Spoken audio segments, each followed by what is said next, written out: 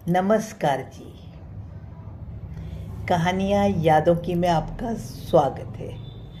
प्रस्तुत है मेरी आज की कहानी आत्मविश्वास। ऑफिस में इतने साल बाद अचानक गिन्नी को देखकर मैं हैरान रह गई और बोली, आप? अरे नहीं, तुम गिन्नी? जी हाँ, गिन्नी, कहकर वह खिलखिलाकर हंस दी। शायद हम 20 साल बाद मिल रहे थे। एक समय हम दोनों की ही नई नौकरी लगी थी। 3-4 साल बाद दोनों का तबादला अलग अलग विभाग में हो गया था और इतने समय बाद हम दोनों मिल रहे थे।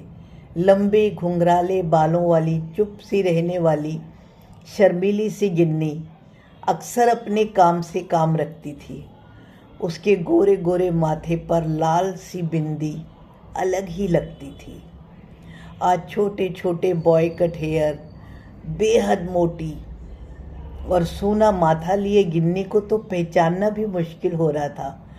वो हमारे ऑफिस में मीटिंग के सिलसिले में आई थी। मीटिंग ख़त्म होने के बाद वो मेरी हैरानी को भांपते हुए बोली, समय बदल जाता है, हम भी बदल जाते हैं। 20 साल में तुम भी तो कितना बदल गई। मैं भी मुस्कुरा उठी।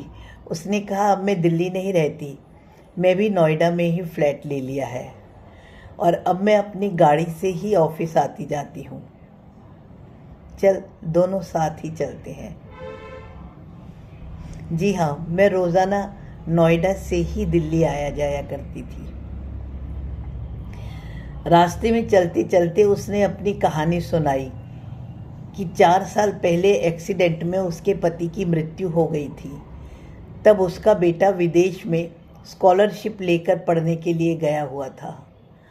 पिता की मृत्यु का समाचार सुनकर वह घर तो आया था और वह भी पति की मृत्यु के बाद बहुत अधिक डिप्रेशन में थी।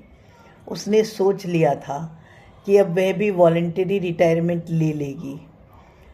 उसको घर की किसी भी चीज़ की कोई जानकारी नहीं थी। इंश्योरेंस, घर के कागज़, लोन वगैरह उसे कुछ भी तो नहीं पता था। बिट्टू को अमेरिका में पढ़ाने के लिए उसके पति ने काफ़ी लोन भी लिया था। 1-1.5 महीना तो बिट्टू ने उसे नॉर्मल करने की कोशिश करी, लेकिन वह संभल ही नहीं पा रही थी। अंत में जब बिट्टू ने कहा, मम्मी अगर आप नहीं समझती हो तो मैं वापस नहीं जा सकूंगा और अपनी पढ़ाई भी पूरी नहीं कर सकूंगा। पापा जो मुझे बेस्ट इंजीनियर बनाने का सपना देख रहे थे ना, मुझे लगता है अब वह कभी पूरा नहीं हो सकेगा। तब मुझे ऐसे लगा जैसे अचानक मैं सोते से जगी हूँ। केवल बिट्टू के भविष्य के लिए ही नहीं, बल्कि वर्मा जी का सपना पूरा करने के लिए भी मुझे नॉर्मल होना पड़ेगा। गिन्नी ने बताया, बिट्टू को मैंने वहाँ पर विदेश जाने के लिए कहा तो बिट्टू ने कहा, नहीं, अब मैं नहीं जाऊँगा जब तक आप नॉर्मल नहीं हो जाओगी। तब तक मैं कहीं पर भी नहीं जाऊँगा। मैं 3 महीने तो और यहाँ पर रह सकता हूँ। अगर मुझे आपके ठीक रहने का विश्वास हुआ तो ही जाऊँगा, बस। फिर मैंने हिम्मत करके तीसरे दिन अपना दफ्तर ज्वाइन किया। घर आकर बिट्टू के साथ सारे बैंकों का और इंश्योरेंस क्लेम आदि का काम पूरा किया। उससे अगले सप्ताह मैंने गाड़ी चलाना सीखा ताकि बिट्टू को विश्वास हो जाए कि मैं अपने सारा काम खुद चला सकती हूँ। हालांकि मैंने 6 महीने तक गाड़ी खुद चलाई, लेकिन ड्राइवर को मैं साथ में ही बिठाती थी। दिल्ली वाला अपना मकान बेचकर मैंने नोएडा की ही एक सोसाइटी में फ्लैट ले लिया था। यहाँ 2-3 बिट्टू के फ्रेंड भी रहते थे।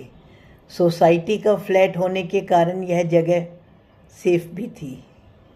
मैंने अपनी ट्रांसफ़र भी बिल्कुल बॉर्डर पर ही करवा ली थी और अब अपनी गाड़ी लेकर आने जाने लगी थी।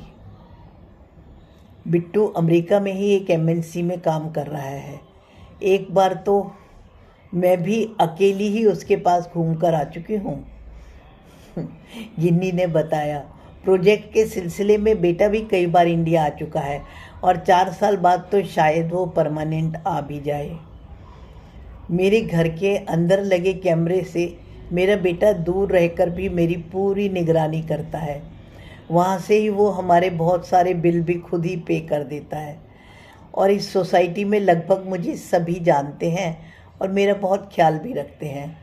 मुझसे भी जितना बन पड़ता है मैं सबकी सहायता करती हूँ और अब निडर होकर अपना सब काम मैं खुद करने लगी हूँ। इतने में ही उसकी सोसाइटी आ गई और उसने मुझसे अंदर आकर चाय पीने का आग्रह किया, जो कि मैं टाल नहीं सकी। और जब मैं उसके साथ उसके घर गई और वह चाय बनाने के लिए अंदर गई तो उसका फ़ोन बजा। फ़ोन उसके बेटे का था। वो गिन्नी से मेरे बारे में पूछ रहा था। उसने अमेरिका में अपने कैमरे में से ही मुझे देख लिया था। तब गिन्नी ने उससे पूछा, तू अभी तक सोया क्यों नहीं? तो उसने हंसते हुए कहा, आज मैं सुबह जल्दी उठ गया था। चाय पीकर गिन्नी ने अपनी गाड़ी से मुझे घर तक छोड़ा। जाते हुए उसने मुझसे कहा, चाहे मुसीबत कितनी भी बड़ी हो, लेकिन अगर हम अपना आत्मविश्वास और परमात्मा पर विश्वास नहीं खोते तो हम बड़ी से बड़ी मुश्किल को भी आसानी से पार कर सकते हैं। उसने कितना सही कहा था ना। धन्यवाद जी। कहानी सुन के आपके मन में कोई विचार आए तो उसे कमेंट्स द्वारा सूचित करें।